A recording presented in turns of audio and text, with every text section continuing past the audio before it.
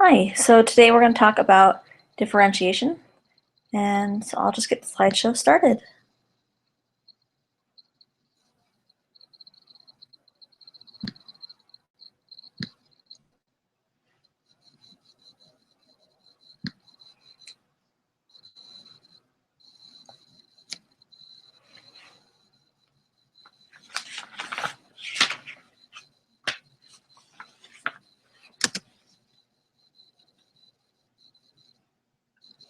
Okay.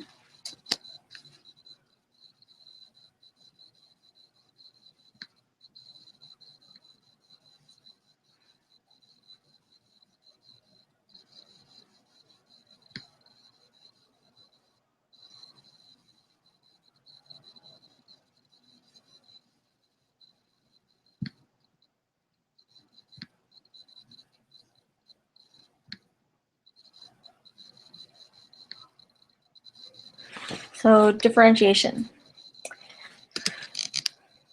What it is, it's for every student. Every student has a particular interest and learning preferences, as well as a readiness level that varies over time and content. Each learner needs appropriate support.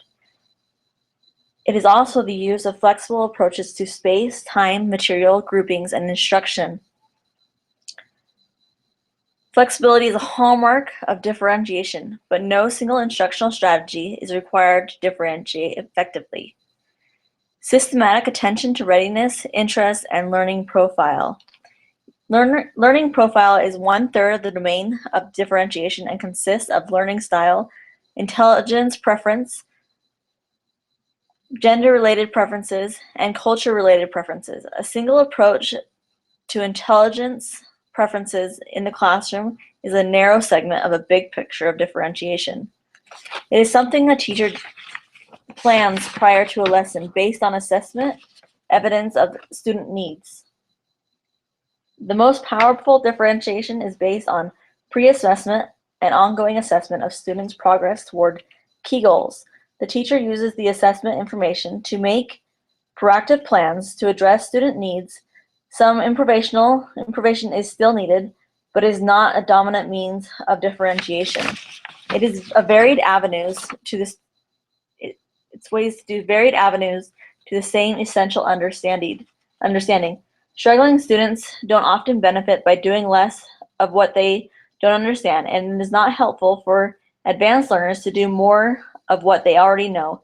Differentiation asks students to work with essential understandings at varied degrees of complexity with the varied support systems. Information-based tasks and skill-based tasks should be congruent with students' current needs. It is not all or mostly based on a particular approach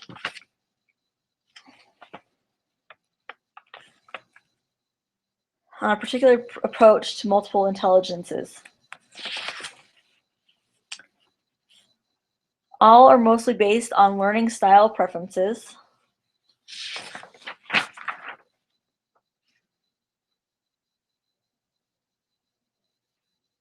Attention to learning style is helpful for some students some of the time and helps teachers learn to be more flexible, but it leaves others' needs unaddressed. Synonymous with student choice.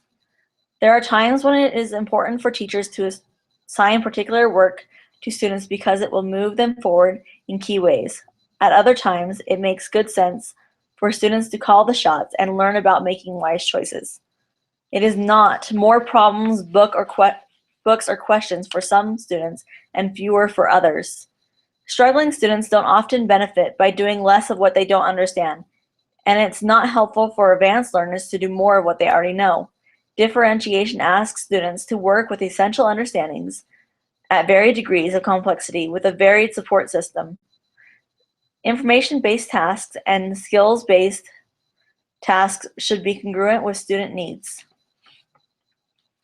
It is not something a teacher does on the spot when it becomes evident that a lesson isn't working. The most powerful differentiation is based on pre-assessment, once again, and ongoing assessment of students' progress toward key goals. The teacher uses assessment information to make proactive plans to address student needs. Some information is still needed, but it is not a dominant means of differentiation. So what it can look like. First, we'll go over content. Content, information, and ideas. Content is information and ideas students grapple with to reach learning goals. It could be a way of introducing two different things that align with the same learning goal, a similar task.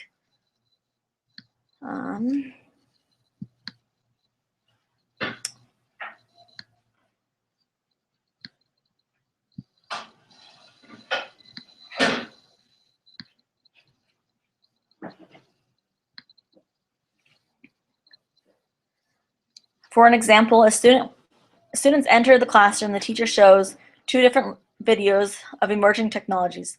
Then she explains to the students that everyone will complete the same type of task, like writing a short text, writing a prompt, or a project. But they can choose either the first or the second topic. This is a way to do content. The next one is process, how a student takes in and make sense of the content. This teacher can ask the students to choose a station, a reading plus listening station, or a video with subtitles. This gives all the same students the same information, but varied ways of intaking the information. The third option is the product, how a student shows what they know and understand and can do. It's a variation of the final product. And last, we have effect.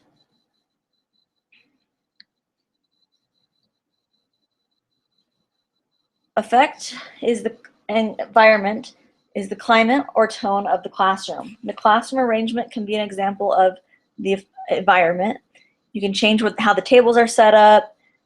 You can use portable carols to separate students so that they're not distracted by others, or earplugs so that certain students are not distracted by conversations of small groups. Ways we need to do this is by looking at the student's readiness, interest, and learning profile. By using those, we can differentiate through a variety of instructional strategies.